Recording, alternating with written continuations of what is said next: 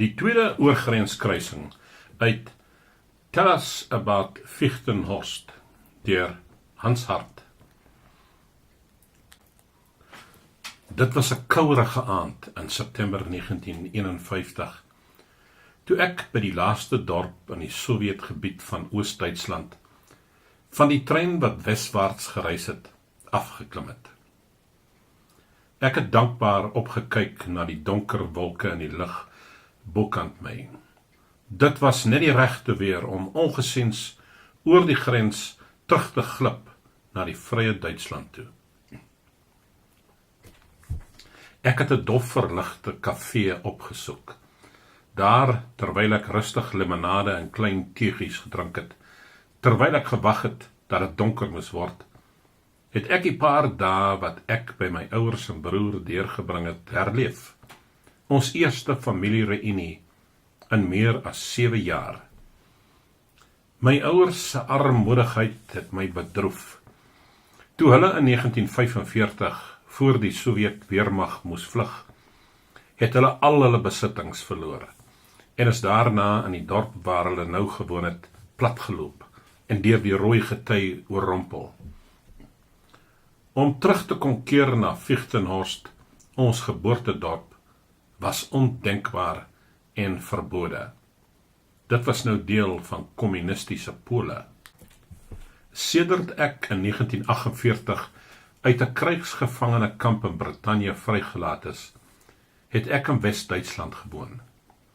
Toe ek uiteindelik daarin geslaag het om uit te vind waar my ouers nou gewoon het ek te hore gekom dat my pa nou in die greep van veelvuldige sklerose was. Ek het besluit om hom na Wes-Duitsland te kry, waar hy ordentlike mediese behandeling kon ontvang. Maar na ek maande daarvoor gewag het, is my versoek vir 'n Sowjetvisum afgekeur, op grond van politieke oorwegings. Vermoedelik omdat as 'n krygsgevangene ek 4 jaar in Engeland deurgebring het.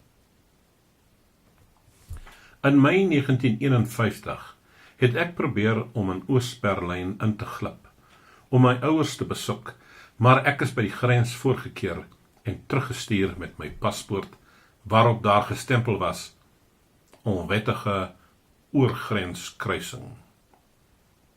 Nou, so omtrent 4 maande later, het ek weer probeer, en die keer was ek suksesvol. Ek het geweet, as hulle my weer 'n keer sou vang, terwyl ek probeer het om uit te kom, na 'n ongerapporteerde verblyf van verskeie dae in die Sowjetzone, dit iets baie ergers as 'n chap op my paspoort sou wees. Ek was redelik vol hoop dat ek sou kon terugkeer Wes-Duitsland toe, want ek het 'n volledige kaart gehad wat my broer vir my geteken het. Hierop het hy my presies die gekamoufleerde posisies van die grenswagte aangeteken, die ure aangeteken wanneer die poste onbeman sou wees, en verskeie terreinbakens uitgewys, soos die hoë skoorstene van 'n hele paar fabrieke naby die grens. My horlosie het gewys dat dit 11 uur was. Dit was tyd om te gaan. Ek het 2 ure lank op 'n verlate pad geloop. Toe daar 'n gehuggie in sig gekom het ek skerp regs gedraai en 'n paar minute later die woud wat tot by die grens gestrek het, binnegeloop. Ek het op my hurke gaan sit en 'n vuurtjie aangesteek om vir die laaste keer na die kaart te kyk. Toe het ek dit in my sak geprop en aangestap. Elke nou en dan, na 'n paar minute, het ek stil gaan staan om te luister, om seker te maak dat die ritselende geluide maar slegs die wind en die blare was. Ek het gou by die pad aangekom, wat die ooste van die weste geskei het. Toe het 'n stem in Russies geskree. Stoi! Stop. Ek het op die grond neergeval en 'n paar tree weggerol, styrend op my voete gekom en laat vat. 'n Masjiengeweer het geratel en 2 wit ligvakkels het bokant my kop oopgemaak. Toe die geskietery bedaar het het ek die vreesaanjaende geluide van honde met hulle ore in die nek agter my gehoor. Toe het iets my teen die rug gestamp, sodat ek daar kop eerste tussen die klomp bossies te lande gekom het. Toe ek my kop ook opgelig het ek in die hygende kake van 'n Duitse herdershond vasgekyk. 2 Russiese soldate het my op my voete gepluk, terwyl die een die warm loop van 'n masjiengeweer onder my kin gehou het die ander my sakke leeggemaak. Hulle het my hande vasgemaak en met my deur die woud aanmarcheer. Skielik het my bloed gestol. Ek het die kaart onthou. Daardie nag het ek op en af in 'n koue kelderkamer met gegrendelde vensters geloop, terwyl ek myself verwens het dat ek nie die stukkie papier vernietig het nie. Ek het gevoel dat dit sekerlik vir die Russe afdoende bewys sou wees dat ek 'n spioen moes wees. Vroeg die volgende oggend het 2 wagte my met stampe en stote die trappe op na 'n klein kantoortjie aangejaag. Agter 'n groot swart lesenaar het 'n offisier in die uniform van 'n majoor gesit. Die gehate rooi skouerlussies op sy baadjie het aangedui dat hy 'n lid van die Sowjetse veiligheidspolisie was. "Goeiemôre, klein spioentjie," het hy my met kille sarkasme gesê. "Het jy lekker geslaap?" Ek was verras om in goeie Duits aangespreek te word, hoewel ek geweet het dat die Sowjetmagte gefynkam is vir manne wat vlot in Duits was om diens in Oost-Duitsland te doen. Maar die majoor se taktiek was Russies genoeg. Die minagte in die woorde klein spioentjie, die veronderstelling dat ek skuldig was, en die klaarblyklike verwagting dat ek gou met die volle waarheid na vore sou kom. "Ek is nie 'n spioen nie," het ek geprotesteer. "Ek het jou nie gevra wat jou professie is nie, klein spioentjie, maar of jy goed geslaap het." "So, jy het 4 maande gelede die grens onwettig oorgesteek. Vertel my, asseblief, wat jy hierdie keer probeer uitvind het." "Niks," het ek geantwoord. "Ek het slegs my ouers besoek." "En waar woon hulle?" Nee, ek gaan nie sê nie." "Ons het maniere om uit te vind," het die majoor gesê. Hy het my paspoort deurgeblaai. "So, ek sien jy is in Fichtenhorst gebore." Vir 'n oomblik het hy my skerp aangekyk, my paspoort toegemaak en toe die handgetekende kaart opgetel. "Dis netjies geteken. Paaie, dorpies, ons wagte se posisies, selfs die plekke waar sommige groot fabrieke is. Hoeveel betaal die Amerikaners jou vir so 'n gawe skets?" Ek het stil gebly. Ek het besef dat my verduideliking maar poor sou klink. "Nou ja, kleine spioentjie," het hy my toegesnou. "Miskien sal jy in Siberië praat. Wagte, kom vat hom weg." 'n doodsangs het my omklem met die aanhoor van die vreesaanjaende woord Siberië. Ek was doodmoeg en honger, maar ten spyte van my vrees, was ek nie lank in my sel nie, voor ek ingesluimer het. Ek kan nie sê hoe lank ek geslaap het nie, toe die wagte my wakker gemaak en weer na die majoor toe geneem het. Hy het 'n sigaret aangesteek en stik na my gekyk. "Ons het die inligting op jou paspoort nagegaan. Dis alles leuks. Nou weet ons, jy is 'n spioen. Jy beter nou begin praat." Ek was verbuisterd. Ek het geen rede om te lieg nie, het ek teruggekap. "Ons sal daaroor moet sien. Hoe lank het jy in Vechtershorst gewoon? Vir die eerste 13 jaar van my lewe. Nou maar goed, vertel ons van Vechtenhorst. Dit is so, dat ons die dorp ken. Hy het sy oë toegemaak en teruggeleun in sy stoel. Ek het van ons dorp, wat aan die ooste kant van die Oude-rivier is, gepraat, en ook van die ou kerk tussen die lemmetjiebome. Ek het hom vertel hoe ons boerseuns saans die perde by die rivierwal afgewas het.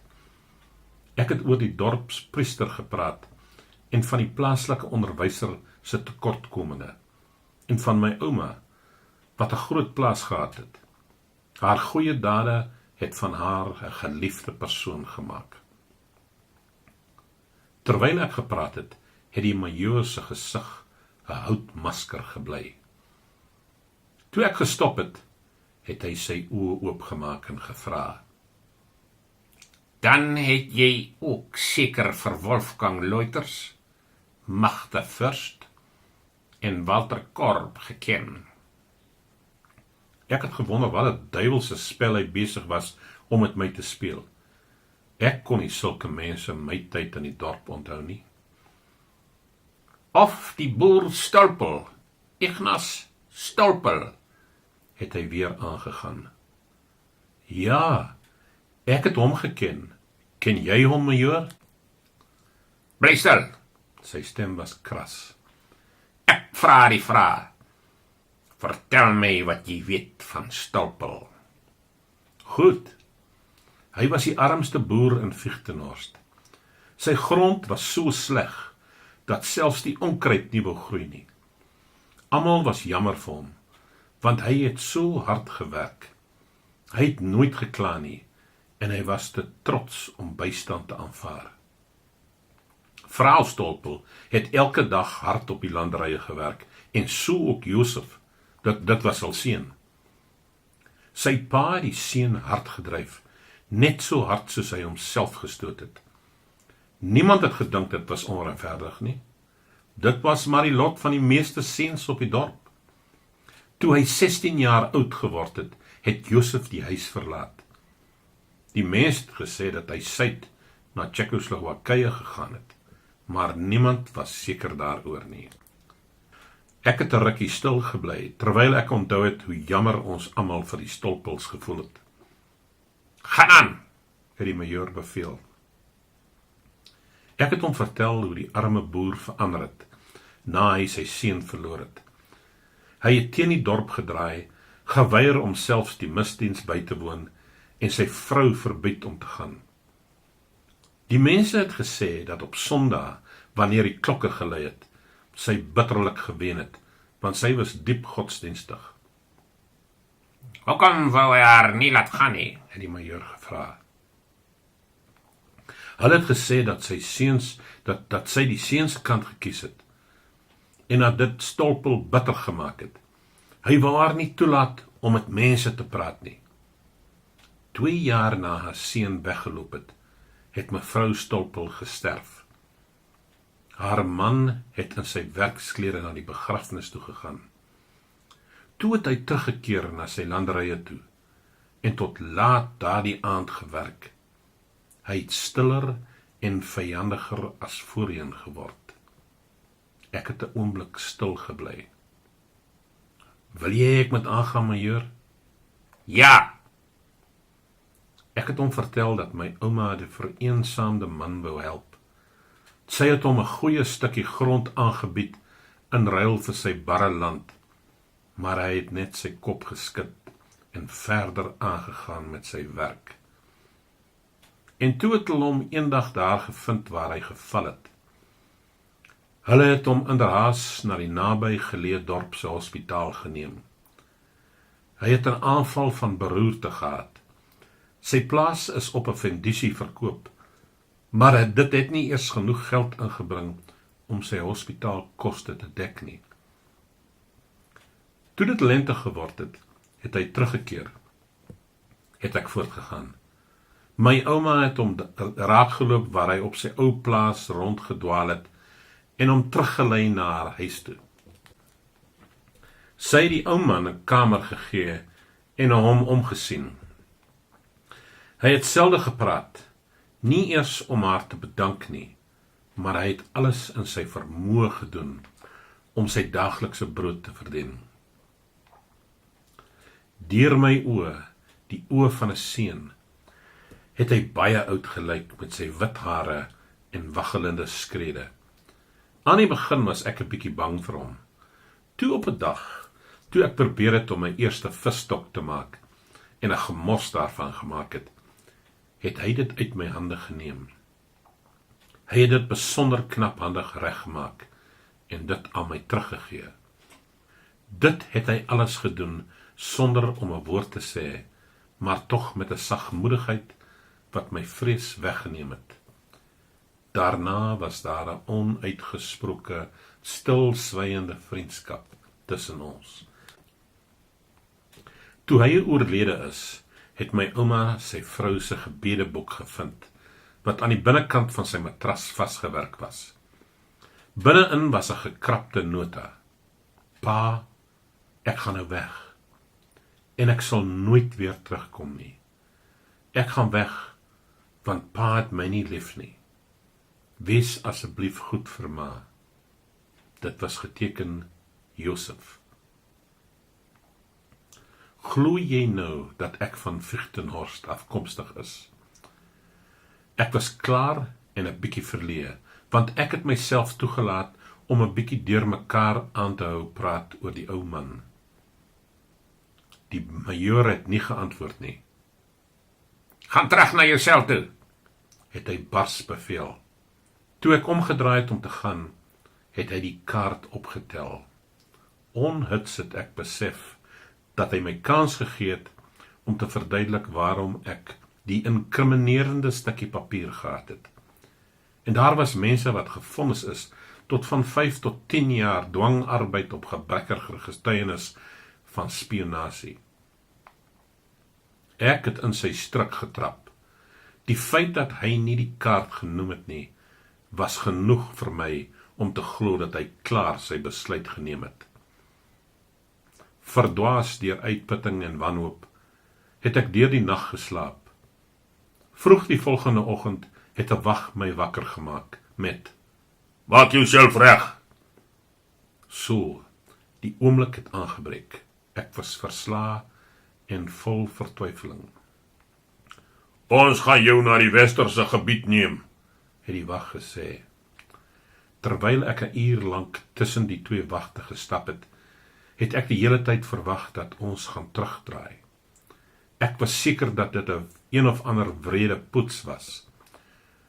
Toe hulle my papiere aan my teruggegee het en vir my gesê het om die grenslyn na Wes-Duitsland oor te steek, kon ek hulle nog nie heeltemal glo nie. "Jy is gelukkig," het een van hulle my nie juis onvriendelik toegevoeg. Hy was so reg. Eers na ek in my paspoort gekyk het ek daar 'n nuwe stempel gesien. Tweede onwettige oorgrenskruising. Dit was geteken Majoor Josef Stolpel.